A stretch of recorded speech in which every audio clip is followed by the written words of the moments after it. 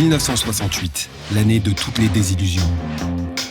Elvis sort un nouvel album, mais c'est un bide total. Le boxeur Mohamed Ali se déclare pour la ségrégation raciale et contre les mariages mixtes. Beaucoup d'admirateurs désapprouvent. Mao Zedong est déçu par ses jeunes militants les gardes rouges et lance des répressions. La jeunesse américaine, elle, commence à s'insurger contre la guerre au Vietnam et les politiques, eux, n'osent pas s'y opposer ouvertement. Lui, c'est Robert Kennedy, un enfant chéri de l'Amérique. Tout le monde l'appelle Bobby. Il a 8 ans, son grand frère John Kennedy a été élu président. Bobby a été son directeur de campagne puis son ministre de la Justice. Le mandat de John n'a duré que 3 ans. Il a été assassiné à Dallas le 22 novembre 1963. Le vice-président Lyndon Johnson a pris sa place à la Maison-Blanche. Mais beaucoup de gens, en particulier les amis de la famille Kennedy, étaient convaincus que c'est Robert qui devait succéder à son frère. En 1964, Lyndon Johnson s'est présenté à l'élection présidentielle. On l'a encouragé à prendre Robert Kennedy comme vice-président. Après tout, Johnson ne s'était retrouvé à la Maison-Blanche que parce que John n'y était plus. C'était donc normal qu'il rende les clés à la famille Kennedy. Mais Johnson a refusé. Il détestait Bobby.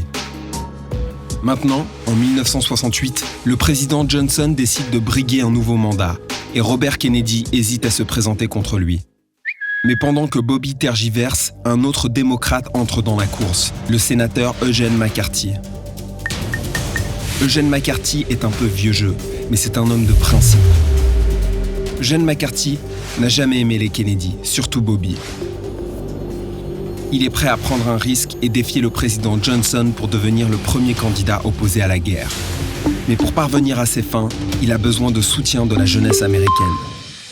La tâche n'est pas très difficile. Les hippies de tout poil sont contre la guerre. Saluant le courage de McCarthy, il se rase la barbe et se coupe les cheveux pour pouvoir participer à sa campagne. À la première primaire dans le New Hampshire, qui sera décisive pour la suite, McCarthy talonne le président sortant Johnson. Mais sa joie est de courte durée. Son succès donne des idées à Bobby Kennedy.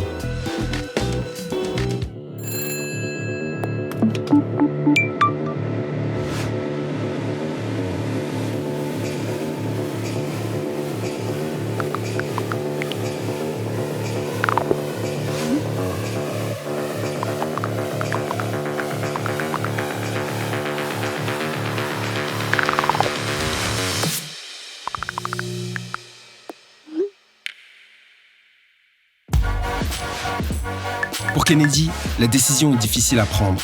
Il est sûr de battre le candidat républicain Richard Nixon. Quant à McCarthy, il n'a aucun charisme et presque aucune chance contre lui. Les jeunes partisans de McCarthy sont très déçus par la décision de Kennedy. Bobby annonce sa candidature.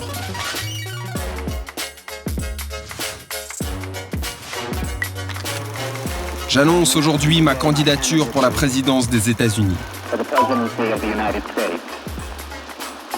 I do not run for the presidency merely to oppose any man, but to propose new policies. I run because I am convinced. Les médias le traînent dans la boue, sa famille est terrifiée.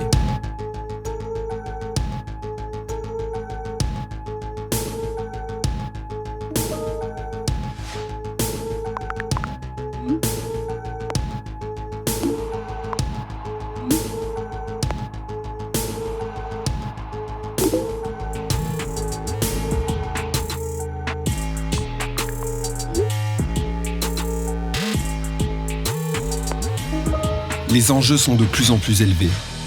I shall not seek,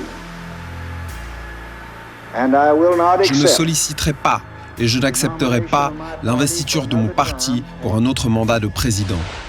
McCarthy a lui aussi des raisons d'être confiant, mais la rivalité avec Kennedy l'inquiète. Au début, tout va bien. Il emporte toutes les primaires.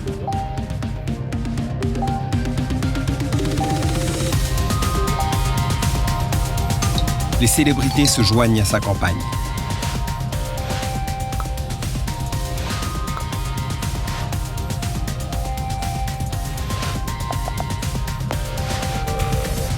Mais quand Kennedy entre en lice, la chance de McCarthy commence à tourner. Kennedy n'a pas besoin des célébrités. Il est lui-même une superstar.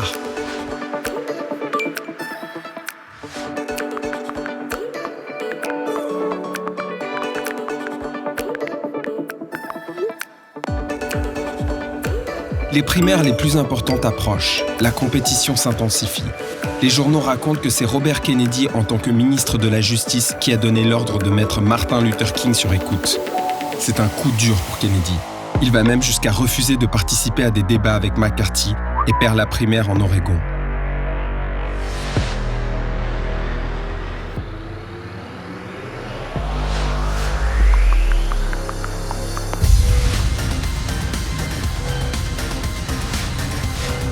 Kennedy accepte de participer au débat télévisé contre McCarthy. Il est agressif et sort vainqueur selon les téléspectateurs. Enfin, arrive le jour de la primaire en Californie. Kennedy, avec sa femme et ses 6 enfants, passe la nuit dans la villa du réalisateur hollywoodien John Frankenheimer. La journée commence mal pour Bobby. Son fils David va se baigner et disparaît. Bobby part à sa recherche et par miracle parvient à le sortir de l'eau.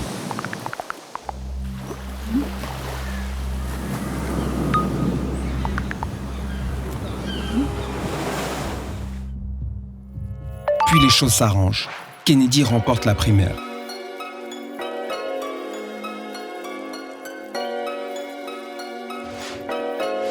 Il se rend à son QG à l'hôtel Ambassador pour attendre les résultats.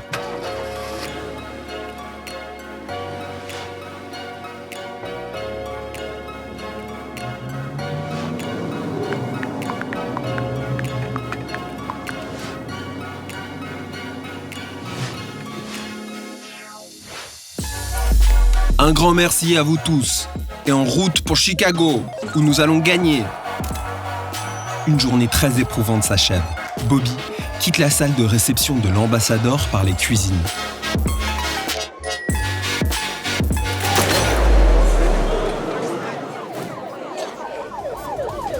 Un Jordanien nommé Sirhan Sirhan a tiré sur Bobby Kennedy.